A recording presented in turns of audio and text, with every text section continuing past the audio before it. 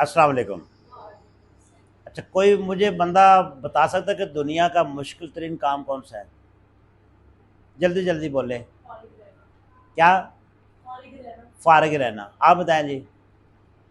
آٹا گوندنا؟ لڑکیوں کو یہی مسئلے ہوتے ہیں، پراٹھا بنانا۔ تو ایسا کچھ نہیں ہے۔ دنیا کا سب سے مشکل ترین کام جو ہے نا، وہ ہے بھیک مانگنا۔ دنیا کا آسان ترین کام کون سا ہے؟ کیا؟ سونا؟ یہی بھیک مانگنا۔ وہ کیسے؟ اچھا، اب یہ غور سے سن لیں، دنیا کا جو مشکل ترین کام ہے نا، وہ بھیک مانگنا ہے، اور دنیا کا جو آسان ترین کام ہے نا، وہ بھی بھیک مانگنا ہے، جس کو سمجھ آ جائے۔ مشکل ترین کیوں ہے؟ کہ جو آنا والا بندہ ہے، وہ غیرت والا بندہ نا، وہ کبھی بھی بھیک نہیں مانگے گا۔ اور آسان اس لیے ہے کہ جس کی آنا اور غیرت مر گئی، وہ کہتا ہے اس سے آسان کام کوئی ہے ہی نہیں۔ میں نے یہاں تک دیکھا ہے کہ لوگ وزیر اعظم بن کر بھی بھیک ہی مانگ رہے ہوتے ہیں۔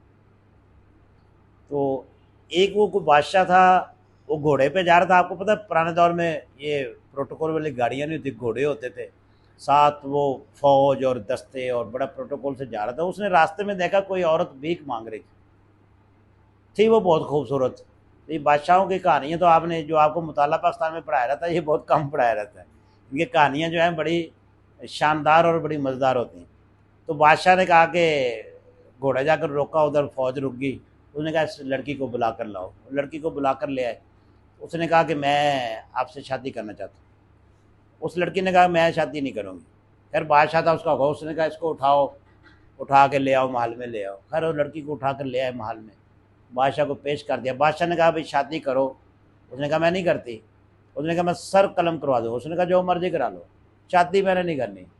پھر بادشاہ نے بڑا ہے، اس نے کہا بھائی اتنی یہ تو ڈرتی کچھ نہیں ہے، یہ کسی اس نے مال دولت کا لالچ بھی دیا، آپ کو ہیرے جواہرات محل بنا دوں گا، ویلی بنا دوں گا۔ اس نے کہا جو مرضی کر، شادی میں نے نہیں کرنی۔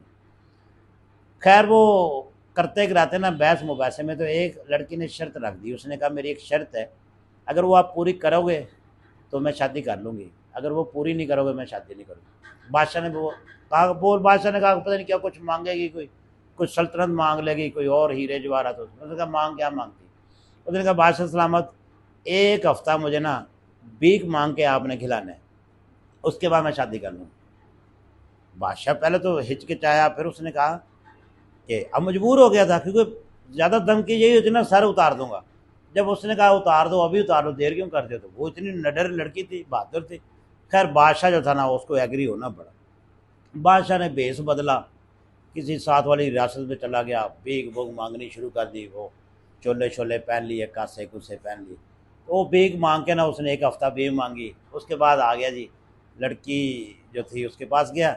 اس نے کہا ہاں بھائی لڑکی، اب میں نے تیری شرط پوری کر دی، اب تو شادی کر۔ اس نے کہا میری ایک شرط اور ہے۔ بادشاہ نے کہا وہ کون سی؟ کہ اس نے کہا کہ اب تو بھیک مانگنا چھوڑ دے، پھر میں شادی کروں گی۔ اب اس کو پتہ تھا، وہ بکارن تھی نا، اس کو بڑا ایکسپیرینس تھا۔ تو بادشاہ سلامت نے پتہ کیا کہا؟ اس نے کہا تو شادی کر یا نہ کر، تو جا بھاڑ میں، یہ مانگنا میں نہیں چھوڑ سکتا۔ بادشاہ تھا وقت کا، اس نے کہا یہ چسکا ایسا ہے۔ اس نے اب ایک دفعہ عزت اتر گئی، غیرت مر گئی یا نہ مر گئی، اس بادشاہ کو بھی غیرت ختم ہو گئی۔ اس لیے جو ہمارے جو بکاری لوگ خاندانی بکاری ہوں گے نا، یہ وزیر اعظم بھی بن جائیں گے، یہ بھیک ہی مانگتے پھریں گے۔